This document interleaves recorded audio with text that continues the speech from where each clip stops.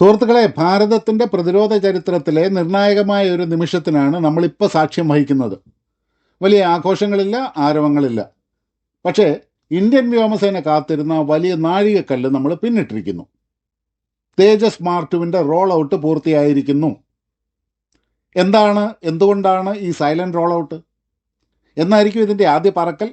എപ്പോഴാണിത് നമ്മുടെ സേനയുടെ ഭാഗമാകാൻ പോകുന്നത്? എന്തൊക്കെയാണ് ഇതിൻ്റെ പ്രത്യേകതകൾ? എന്തുകൊണ്ടാണിത് ചൈനീസ് ജെ-10നെക്കാളൊക്കെ ഒരുപാട് മികച്ചതാകുന്നത് എന്നുള്ള വിവരങ്ങളെല്ലാം നമുക്ക് വിശദമായിട്ടൊന്ന് പരിശോധിക്കാം. വീഡിയോ അവസാനം വരെ കാണാനായിട്ട് ശ്രമിക്കാം. എല്ലാവർക്കും നമസ്കാരം. ഞാൻ രഘുനാഥ് ചൈതന്യ, ഒരു ഇന്ത്യൻ എയർഫോഴ്സ് വെറ്ററനാണ്. ചൈതന്യ ഡിഫൻസ് അപ്ഡേറ്റ്സിലേക്ക് വീണ്ടും ഒരിക്കൽ കൂടി സ്വാഗതം. മുൻ DRDO joint director group captain VN Jha retired ആണ് ഈ വിവരം പുറത്തുവിട്ടത്. ഔദ്യോഗിക ചടങ്ങുകൾ ഒഴിവാക്കി തികച്ചും രഹസ്യമായിട്ട് തേജസ് മാർക്ക് 2 ടെക്നിക്കൽ റോൾ ഔട്ട് പൂർത്തിയാക്കിയെന്നാണ് റിപ്പോർട്ടുകൾ. എന്തുകൊണ്ടാണ് ഇങ്ങനെ ഒരു രഹസ്യ നീക്കം? ഉത്തരം ലളിതമാണ്: സമയം. 2026 ജൂൺ മാസത്തിൽ തന്നെ വിമാനത്തിൻ്റെ ആദ്യ പറക്കൽ, അതായത് മെയ്ഡൻ ഫ്ലൈറ്റ് നടത്തണമെന്ന് DRDO chairman doctor Sameer V Kamat കർശന നിർദ്ദേശം നൽകിയിട്ടുണ്ട്. രാഷ്ട്രീയക്കാരെയും മാധ്യമങ്ങളെയൊക്കെ വിളിച്ച് വലിയൊരു ചടങ്ങ് സംഘടിപ്പിക്കുന്നത് നിർമ്മാണ പ്രവർത്തനങ്ങളെ ആഴ്ചകളോളം വൈകിപ്പിക്കും. അതുകൊണ്ട് നേരെ കാര്യത്തിലേക്ക് കടക്കാനായിട്ട് HAL തീരുമാനിക്കുകയായിരുന്നു. അപ്പോൾ ഇനി അടുത്തതെന്താണ്? വിമാനം ഹാങ്ങറിൽ നിന്ന് പുറത്തിറങ്ങി കഴിഞ്ഞു. ഇനിയിപ്പോൾ അത് സങ്കീർണമായ പ്രീ ഫ്ലൈറ്റ് ഘട്ടത്തിലാണ്. ഈ ഘട്ടത്തിൽ CEMILAC, centre for military airworthiness and certification നടത്തുന്ന പരിശോധനകളിലൂടെ ഈ വിമാനം കടന്നു പോകണം. അതിലൊന്ന് എഞ്ചിൻ്റെ ഗ്രൗണ്ട് റൺ തന്നെയാണ്. അതായത് ഇതിലെ ശക്തിയേറിയ GF414 എഞ്ചിൻ സ്റ്റാർട്ട് ചെയ്ത് അതിൻ്റെ സിസ്റ്റങ്ങളെല്ലാം കൃത്യമായിട്ട് വർക്ക് ചെയ്യുന്നുണ്ടോ എന്ന് പരിശോധിക്കും. നെറ്റിച്ചുളിക്കേണ്ട, പ്രോട്ടോടൈപ്പ് വിമാനങ്ങൾ ഡെവലപ്പ് ചെയ്യാൻ വേണ്ടത്ര GE414 എഞ്ചിനുകൾ ഓൾറെഡി നമ്മുടെ കൈവശം ലഭിച്ചിട്ടുണ്ട്. പിന്നെ ചെക്ക് ചെയ്യാൻ പോകുന്നത് ഇതിൻ്റെ ഫ്ലൈറ്റ് കൺട്രോൾ സിസ്റ്റംസ് ആണ്. അതായത് വിമാനത്തെ നിയന്ത്രിക്കുന്ന സോഫ്റ്റ്വെയറിൻ്റെ കർശന പരിശോധന നടക്കും. അതിനുശേഷം ടാക്സി ട്രയലുകൾ.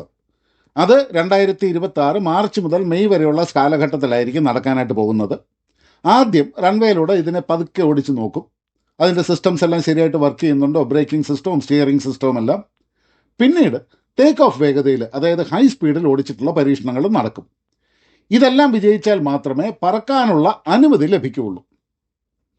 അങ്ങനെ 2026 ജൂൺ ജൂലൈ ആകുമ്പോഴത്തേനും ഇതിൻ്റെ കന്നിപ്പറക്കൽ, അതായത് ഫസ്റ്റ് ഫ്ലൈറ്റ്, ആകാശത്തേക്ക് തേജസ് മാർക്ക് 2 ഉയരുന്ന ചരിത്ര നിമിഷം നമുക്ക് കാണാനായിട്ട് സാധിക്കും. 2027, 2028 വിവിധ തരം ആയുധങ്ങൾ ഘടിപ്പിച്ചിട്ടുള്ള പരീക്ഷണങ്ങൾ നടക്കും. അതിൻ്റെ കൂടെ തന്നെ കൂടുതൽ പ്രോട്ടോടൈപ്പുകളുടെ നിർമ്മാണവും നടക്കും. അങ്ങനെ 2029, 2030 ആകുമ്പോഴത്തേനും ഇതിൻ്റെ ഇൻഡക്ഷൻ സ്റ്റാർട്ട് ചെയ്യും.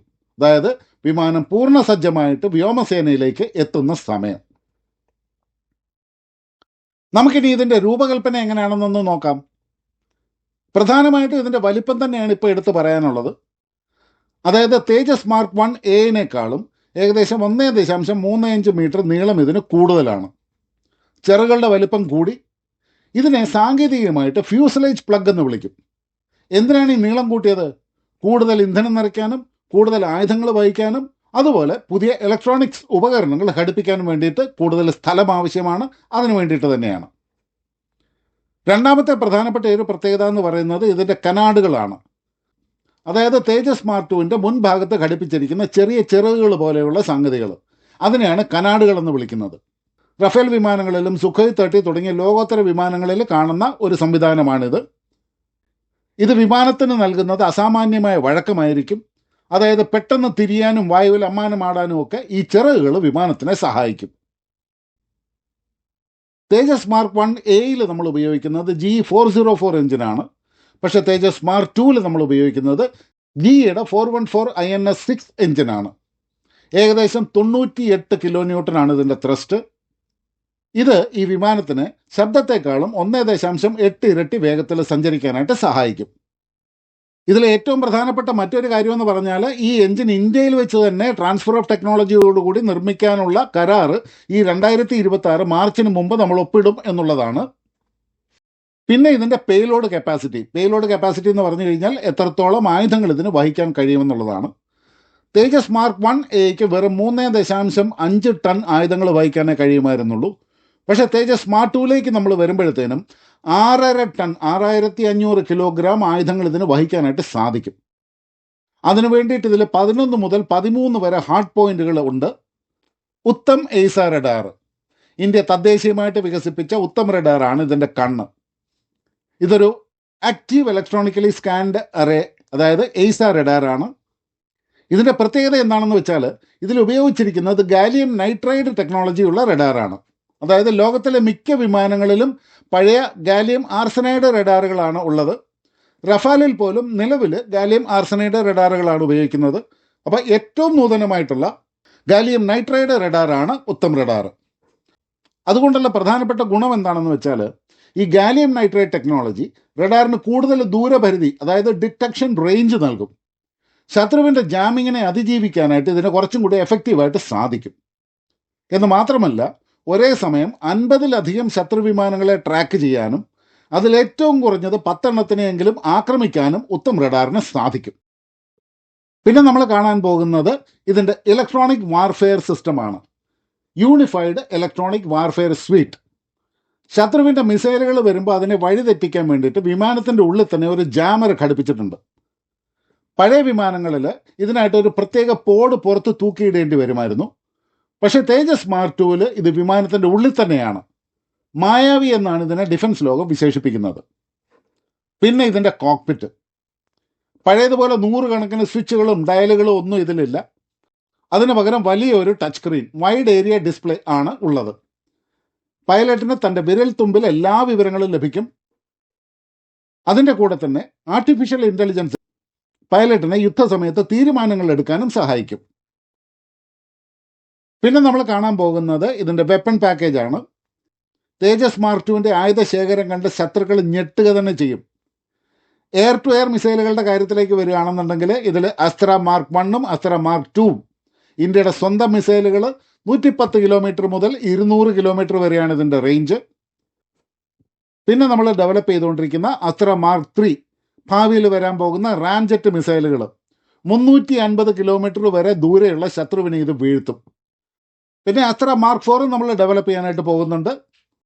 അതുപോലെ തന്നെ ബ്രിട്ടീഷ് ഫ്രഞ്ച് മിസൈലുകളായിട്ടുള്ള ആസ്ര മിസൈലുകളും മൈക്ക മിസൈലുകളും എല്ലാം ഇതിൽ കോൺഫിഗർ ചെയ്യാനായിട്ട് നമുക്ക് സാധിക്കും. ഇതുകൂടാതെ എയർ ടു ഗ്രൗണ്ട്, അതായത് ശത്രുവിൻ്റെ ഭൗമ ഉപരിതല ആക്രമണത്തിന് വേണ്ടിയിട്ട് ഇതിൽ ബ്രഹ്മോസ് NG മിസൈലുകൾ ഉപയോഗിക്കാനായിട്ട് സാധിക്കും. 800 കിലോമീറ്റർ റേഞ്ചുള്ള ബ്രഹ്മോസ് NG ലോകത്തിലെ ഏറ്റവും അപകടകാരിയായ ക്രൂസ് മിസൈലിൻ്റെ ചെറിയ പതിപ്പ്. തേജസ് മാർക്ക് 2-ന് 2 ബ്രഹ്മോസ് NG മിസൈലുകൾ ക്യാരി ചെയ്യാനുള്ള കേപ്പബിലിറ്റി ഉണ്ട്. പിന്നെ വരുന്നതാണ് Rudram anti radiation missile. Russia ഇതിനെ ഹൈപ്പർസോണിക് ഡെത്ത് എന്നാണ് വിളിച്ചത്. ശത്രുവിൻ്റെ റഡാറുകളെയും കമ്മ്യൂണിക്കേഷൻ ടവറുകളെയും എല്ലാം ഇത് തകർത്തെറിയും. രുദ്രം 1-ൻ്റെ റേഞ്ച് 200 കിലോമീറ്റർ ആണ്. ഇതൊരു സൂപ്പർസോണിക് മിസൈലാണ്. രുദ്രം 2-ൻ്റെ റേഞ്ച് 300 കിലോമീറ്റർ ആണ്. അതുപോലെ രുദ്രം 3 വരുമ്പോഴത്തേനും 550 കിലോമീറ്റർ ആയിരിക്കും അതിൻ്റെ റേഞ്ച്. രുദ്രം 4 നമ്മൾ ഡിസൈൻ ചെയ്യുന്നത് 1500 കിലോമീറ്റർ ദൂരെയുള്ള ടാർഗറ്റിനെ അറ്റാക്ക് ചെയ്യാൻ വേണ്ടിയിട്ടാണ്. രുദ്രം 2, രുദ്രം 3, രുദ്രം 4 ഇതെല്ലാം ഹൈപ്പർസോണിക് മിസൈലുകളായിരിക്കും. ഇത് കൂടാതെ ഇപ്പോൾ റഫേലിൽ നമ്മൾ ഉപയോഗിക്കുന്ന അതേ ഡീപ്പ് സ്ട്രൈക്ക് മിസൈലായിട്ടുള്ള സ്കാൾപ്പ് മിസൈലുകൾ തേജസിനും ഉപയോഗിക്കാനായിട്ട് സാധിക്കും. അങ്ങനെ നോക്കുകയാണെന്നുണ്ടെങ്കിൽ തേജസ് മാർക്ക് 2-ൻ്റെ ഏറ്റവും വലിയൊരു പ്രത്യേകത എന്ന് പറയുന്നത് റഷ്യൻ, ഫ്രഞ്ച്, ഇന്ത്യൻ, ഇസ്രായേലി ആയുധങ്ങളെല്ലാം ഒരേ സമയം വഹിക്കാൻ കഴിയുന്ന ലോകത്തിലെ ഏക വിമാനം ഒരുപക്ഷെ തേജസ് ആയിരിക്കും. ഇനി നമുക്കിതിൻ്റെ താരതമ്യങ്ങളിലേക്കും ഒന്ന് കടക്കാം. പാകിസ്ഥാൻ ചൈനയിൽ നിന്ന് വാങ്ങിക്കൂട്ടുന്ന J-10C വിമാനങ്ങളാണ് തേജസിൻ്റെ പ്രധാനപ്പെട്ട എതിരാളി. അപ്പോൾ ഇതിലാരാണ് കേമനെന്ന് ചോദിച്ചു കഴിഞ്ഞാൽ, റഡാറിൻ്റെ കാര്യത്തിലേക്ക് വരികയാണെന്നുണ്ടെങ്കിൽ J-10C വിമാനങ്ങളുടെ റഡാർ മികച്ചതാണ്, സംശയമൊന്നുമില്ല. പക്ഷേ തേജസിൻ്റെ ഉത്തം റഡാർ, അതിൻ്റെ ഗാലിയം നൈട്രൈഡ് ടെക്നോളജി ഉള്ളത് കൊണ്ട് തന്നെ ഈ J-10Cയുടെ റഡാറിനേക്കാളും ഒരു പടി മുമ്പിലാണ്. അതായത് ചെറിയ ലക്ഷ്യങ്ങളെ പോലും കണ്ടെത്താനായിട്ട് തേജസിന് സാധിക്കും. എന്ന് മാത്രമല്ല, കൂടുതൽ അകലെ വെച്ച് തന്നെ ടാർഗറ്റുകളെ കണ്ടെത്താനും കൂടുതൽ നന്നായിട്ട് ടാർഗറ്റുകളെ എൻഗേജ് ചെയ്യാനും തേജസിൻ്റെ റഡാറിന് സാധിക്കും. തേജസ് നിർമ്മിച്ചിരിക്കുന്നത് ഭാരം കുറഞ്ഞ കാർബൺ കോമ്പോസിറ്റുകളൊക്കെ ഉപയോഗിച്ചിട്ടാണ്. അതുകൊണ്ട് തന്നെ ഇതിൻ്റെ റഡാർ ക്രോസ് സെക്ഷൻ ഏകദേശം 0.5 ചതുരശ്ര മീറ്ററാണ്. പക്ഷേ J-10C നിർമ്മിച്ചിരിക്കുന്നത് കൂടുതൽ ലോഹഭാഗങ്ങൾ ഉപയോഗിച്ചിട്ടായതുകൊണ്ട് റഡാറിന് ഇതിനെ പെട്ടെന്ന് കണ്ടെത്താനായിട്ട് സാധിക്കും. അതിൻ്റെ RCS ഏകദേശം 1 ചതുരശ്ര മീറ്ററിനേക്കാളും കൂടുതലായിരിക്കും. അതായത് ശത്രു തേജസ്സിനെ കാണുന്നതിന് മുമ്പ് തന്നെ തേജസ് ശത്രുവിനെ കണ്ടിട്ടുണ്ടാവും. പിന്നെ പ്രധാനമാണ് ഇതിൻ്റെ എഞ്ചിൻ്റെ വിശ്വാസ്യത. J-10C വിമാനങ്ങൾ ഉപയോഗിക്കുന്നത് ചൈനീസ് നിർമ്മിതമായിട്ടുള്ള WS-10B എഞ്ചിൻസ് ആണ്. ഇടയ്ക്കിടെ തകരാറിലാകാത്ത ചരിത്രം ഈ എഞ്ചിനുണ്ട്. പക്ഷെ തേജസിൻ്റെ GE-F414 ലോകത്തിൽ വെച്ച് തന്നെ ഏറ്റവും വിശ്വസിക്കാവുന്ന എഞ്ചിനുകളിൽ ഒന്നാണ്. പലരും ചോദിക്കാറുണ്ട്, റഫേലിന് പകരമാകുമോ തേജസ് വിമാനമെന്ന്. ഉത്തരം വളരെ സങ്കീർണമാണ്. കാരണം ഇത് രണ്ടും രണ്ട് കാറ്റഗറിയിൽപ്പെട്ട വിമാനമാണ്. റഫേൽ 2 എഞ്ചിനുള്ള ഒരു ഹെവി മീഡിയം വിമാനമാണ്. തേജസ് താരതമ്യേന ചെറിയ ഒരു സിംഗിൾ എഞ്ചിൻ വിമാനമാണ്. പക്ഷേ ഇലക്ട്രോണിക്സ് കരുത്തിൻ്റെ കാര്യത്തിൽ, അതായത് ഏവിയോണിക്സിലേക്ക് വരുമ്പോൾ തേജസ് മാർക്ക് 2 ചില ഘട്ടങ്ങളിൽ റഫേലിനൊപ്പമോ അല്ലെങ്കിൽ ചില കാര്യങ്ങളിൽ മുമ്പിലോ ആണെന്ന് നമുക്ക് മനസ്സിലാക്കാം. കാരണം ഇതിലുപയോഗിക്കുന്ന ഗാലിയം നൈട്രേറ്റ് റഡാർ തന്നെ ഒരു ഉദാഹരണമാണ്. പക്ഷെ വിലയുടെ കാര്യത്തിലേക്ക് വരുമ്പോൾ ഒരു റഫേൽ വിമാനത്തിൻ്റെ വിലയ്ക്ക് നമുക്ക് ഏകദേശം 3-4 തേജസ് മാർക്ക് 2 വിമാനങ്ങൾ നിർമ്മിക്കാനായിട്ട് സാധിക്കും. അതുകൊണ്ട് റഫേൽ മുൻനിരയിൽ നിന്ന് ആക്രമിക്കുമ്പോൾ അതിന് കവചമൊരുക്കാനും, അതായത് സപ്പോർട്ട് കൊടുക്കാനും, എണ്ണത്തിൽ കൂടുതലായിട്ട് വിന്യസിക്കാനും, മാസ് ഡിപ്ലോയ്മെൻറ്റ് നടത്താനും തേജസ് മാർക്ക് 2 ആണ് ഏറ്റവും അനുയോജ്യം. പാകിസ്ഥാൻ എന്തുകൊണ്ടാണ് തേജസ് മാർക്ക് 2 ഇത്രയധികം ഭീഷണിയാകുന്നതെന്ന് ചോദിച്ചു കഴിഞ്ഞാൽ, പാകിസ്ഥാൻ്റെ F-16 വിമാനങ്ങൾക്ക് തേജസിൻ്റെ ഇലക്ട്രോണിക് വാർഫെയർ സ്വീറ്റിനെ മറികടക്കാൻ ഒരു കാലത്തും സാധിക്കില്ല. കൂടാതെ ബ്രഹ്മോസ് പോലെയുള്ള മിസൈലുകൾ വഹിക്കുന്ന തേജസ് അതിർത്തി കടക്കാതെ തന്നെ 800 കിലോമീറ്റർ ദൂരെയുള്ള പാകിസ്ഥാനിലെ ലക്ഷ്യങ്ങൾ ഈസിയായിട്ട് തകർക്കുകയും ചെയ്യും. 100-ലധികം വിമാനങ്ങളാണ് വ്യോമസേന വാങ്ങാനായിട്ട് ഉദ്ദേശിക്കുന്നത്. ലക്ഷക്കണക്കിന് കോടി രൂപ ഇന്ത്യയിൽ തന്നെ തുടരും. ആയിരക്കണക്കിന് ചെറുകിട വ്യവസായങ്ങൾക്ക് ഇത് തൊഴിലും നൽകും. അപ്പോൾ ഇതിൻ്റെ ഷെഡ്യൂൾ ഞാൻ ഒന്നുകൂടെ പറയാം. 2026 ജൂണിൽ കന്നിപ്പറക്കൽ, 2028-29 കാലഘട്ടത്തിൽ വ്യോമസേനയിലെ ഇൻഡക്ഷൻ തുടങ്ങും. 2030 സമ്പൂർണ്ണ സജ്ജമായ സ്ക്വാഡ്രനുകൾ അതിർത്തിയിൽ നമ്മൾ വിന്യസിക്കുകയും ചെയ്യും. വരും കാലങ്ങളിൽ ഇന്ത്യയുടെ ആകാശത്തിൻ്റെ കാവൽക്കാരൻ ഇവനായിരിക്കും. ചൈനയും പാകിസ്ഥാനും എതിരായിട്ട് ഇന്ത്യയുടെ വജ്രായുധം തേജസ് മാർക്ക് 2 ആയിരിക്കും. സുഹൃത്തുക്കളെ, ഈ വീഡിയോ നിങ്ങൾക്ക് ഇഷ്ടപ്പെട്ടെന്നുണ്ടെങ്കിൽ ഷെയർ ചെയ്യുക. വീണ്ടും കാണാൻ നല്ലൊരു വീഡിയോയുമായിട്ട്. അതുവരെ എല്ലാവർക്കും നന്ദി, നമസ്കാരം, ജയ് ഹിന്ദ്, ഭാരത് മാതാ കി ജയ്.